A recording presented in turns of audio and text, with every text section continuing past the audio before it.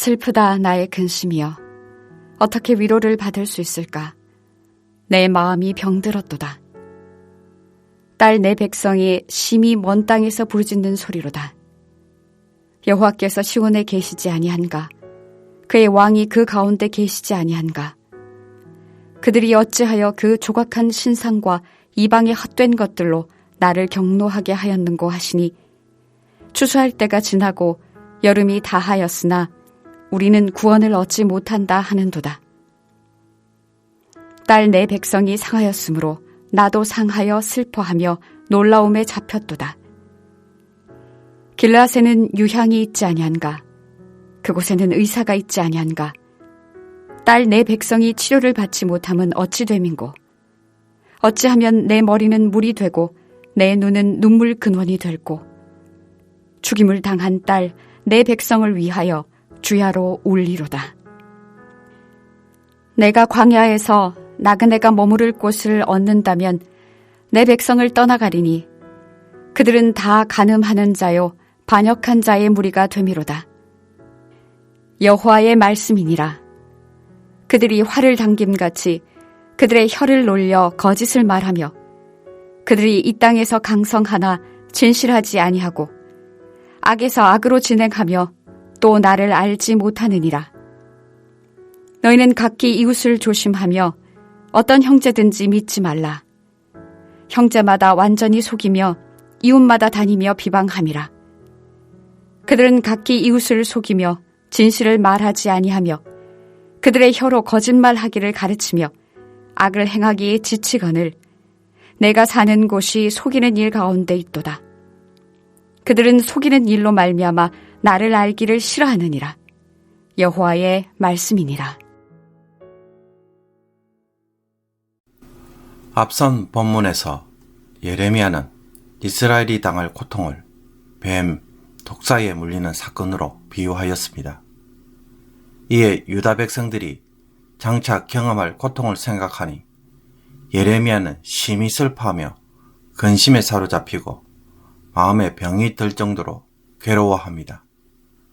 예레미야에게는 머나먼 이방인의 땅에 포로로 잡혀가서 울부짖는 소리와 탄식 소리가 들려옵니다.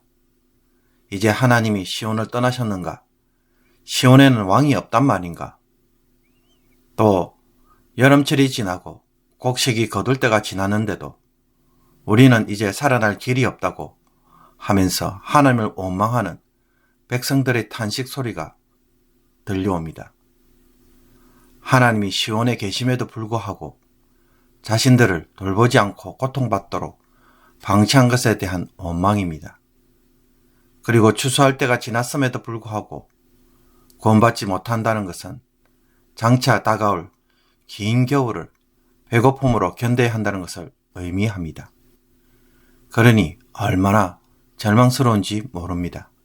예레미야는 유다 백성들이 괴로워하는 모습에 자신도 마음이 상하고 슬퍼하며 놀라움에 사로잡혔습니다. 그리고 길르앗은 좋은 약재를 많이 생산하고 질병을 잘 치료하기로 유명하지만 예루살렘은 치료를 받지 못하고 있다는 사실에 예레미야는 탄식합니다. 이처럼 유다 백성들이 치유되지 못하기에 예레미야의 고통 또한 치유될 길이 없음을 보여줍니다. 예레미야는 이스라엘이 포로로 잡혀가고 죽임을 당하면 그들을 위해 애곡해 줄 사람이 없어 자신의 머리와 눈이 눈물의 근원이 되기를 소망합니다. 그들을 위해 눈물을 흘릴 준비를 하겠다는 것입니다. 그러나 장차 백성들의 울부짖는 소리에 하나님은 단호하게 반응합니다. 19절을 보면 그들이 어찌하여 그 조각한 신상과 이방의 헛된 것들로 나를 경노하게 하였는고 라고 말씀하고 계시기 때문입니다. 그리고 예레미야 자신도 백성들 가운데 있지만 정작 자신은 백성들을 떠나 있기를 원합니다. 광야에서 나그네가 머무는 숙소가 있다면 그곳에 머물면서 유다 백성들로부터 분리되기를 원합니다. 이스라엘 역사에 있어서 광야는 본래 여호와가 거처를 삼았던 곳으로 하나님이 다시 그곳으로 돌아가기를 원하시는 마음을 반영합니다. 그렇다면 왜 예레미야는 백성들을 위해 울면서도 백성들로부터 또한 떨어지기를 원하고 있을까요? 그 이유는 이들이 간음과 반역의 무리이기에 전쟁의 소용돌이에 휩쓸리고 싶지 않다는 것입니다. 3절에서 6절까지 선포되는 여호와의 말씀에 따르면 이스라엘의 악함이 자세히 소개됩니다. 유다 백성의 삶의 모습을 보면 거짓이 만연하여서 서로를 속이고 비방하며 악에서 악을 진행하고 하나님을 전혀 모르는 자처럼 살고 있습니다. 하나님을 떠난 유다는 아무도 믿을 수 없는 사이가 된 것입니다. 그러므로 장차 유다가 겪을 고통을 생각하면 너무나 가슴이 아프지만 유다의 악행을 보면 차라리 광야에 머무는 것이 훨씬 낫다는 것입니다. 유다 백성이 장차 겪게 될 고통은 9장에서 보듯 자신들의 악함과 악행으로 이루어진 결과입니다. 간음과 반역의 무리에게 이것은 지극히 당연한 일입니다. 심지어 지금 예레미야가 하나님의 말씀을 선포하고 있지만 정작 유다 백성들의 반응은 무엇입니까? 차나 태평입니다. 그뿐만 아니라 이들은 포로로 잡혀가면서도 무슨 말을 하고 있습니까? 하나님이 시온에 계시는데도 자신들을 돌보지 않고 고통받도록 방치한 사실에 원망하고 있고 고통에 대한 탄식만 있을 뿐입니다. 이런 백성을 위해 굳이 예레미야가 함께 고통을 나누고 가슴 아파하며 울 필요가 있을까요?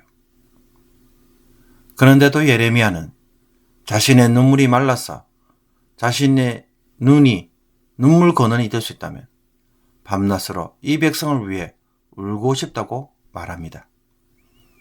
죄와 완악한 심령에서 떠나갈 수 있기를 간절히 바라는 마음에서 죄를 깨닫지 못하고 망해가는 유다 백성들을 보면서 너무나 가슴 아파서 울고 싶다는 것입니다.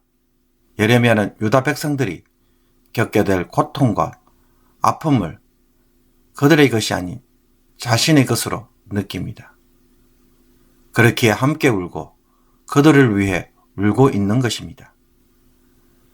이것은 사실 유다 백성을 향한 하나님의 아픔이고 고통이며 눈물이기도 합니다.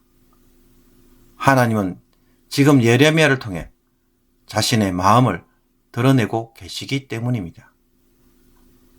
예레미야는 선지자입니다. 선지자이기에 하나님의 말씀을 선포하고 율법을 따라 살고 있는지 그렇지 않는지 냉정하게 평가하고 심판과 복을 선포하기만 하면 됩니다. 그러나 죽을지도 모르고 불로 달려드는 불나방처럼 심판과 죽음을 향해 가는 백성들을 보며 괴로워하고 죄에 대하여 분노하던 선지자가 그들의 고통에 울고 있습니다. 예레미야의 이런 모습은 다른 사람들의 죄에 대하여 지적할 때, 교회의 문제들을 지적할 때 우리가 어떤 마음으로 그 일을 감당해야 하는지를 보여주고 있습니다. 그러므로 누군가의 잘못을 냉정하게 드러내고 밝히는 것만으로 충분하지 않습니다. 바울이 말한 것처럼 사랑 안에서 진리를 말하는 법을 우리가 배울 필요가 있다는 것입니다.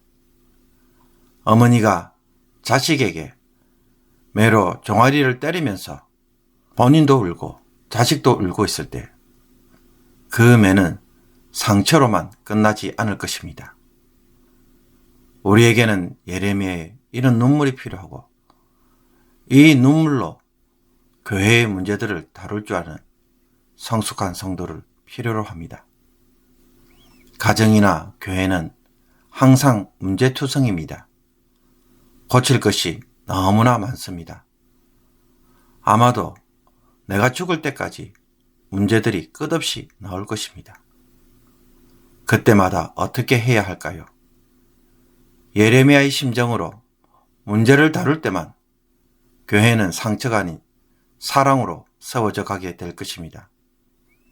오늘 말씀을 통해 성령께서 나와 깊이 이야기를 하시고 또 순종하기를 원하시는 것이 있다면 그 사람의 잘못을 너는 어떻게 하기를 원하느냐? 라는 질문일 것입니다. 성령 하나님이 원하시는 것이 무엇인지 말씀을 통해 이야기하셨습니다. 이 말씀을 묵상하는 여러분은 어떻게 응답하시겠습니까? 그 사람에게 성령 하나님은 어떻게 하기를 원하시는지 질문하며 기도할 때 그 대답을 듣고 순종하는 복된 하루가 되기를 주님의 이름으로 축복합니다. 기도드리겠습니다. 사랑하는 자녀를 위해 매를 막상 들었지만 그 일이 얼마나 가슴 아픈 일인지 예레미야를 통해 하나님의 마음을 느끼게 하심을 감사드립니다. 하나님의 마음을 더 이상 아프게 하지 않도록 속히 나의 죄악에서 돌아서게 하여 주옵소서. 죄를 방치하여 재앙에 이르는 일이 없도록 오늘도 마음을 살피는 자가 되게 하여 주옵소서. 타인의 죄악에 대해서 선지자의 마음으로 정죄하기보다는 예레미야의 심정으로 다가가는 법을 배우기를 원합니다. 함께 울고 함께 고통을 분담하며 가정과 공동체의 문제를 풀어갈 수 있는 성숙한 성도의 삶을 살게 하여 주옵소서. 이 지혜를 오늘 성령 하나님을 통하여 배우기를 원합니다. 가르쳐 주옵소서. 예수 그리스도의 이름으로 기도하옵나이다. 아멘.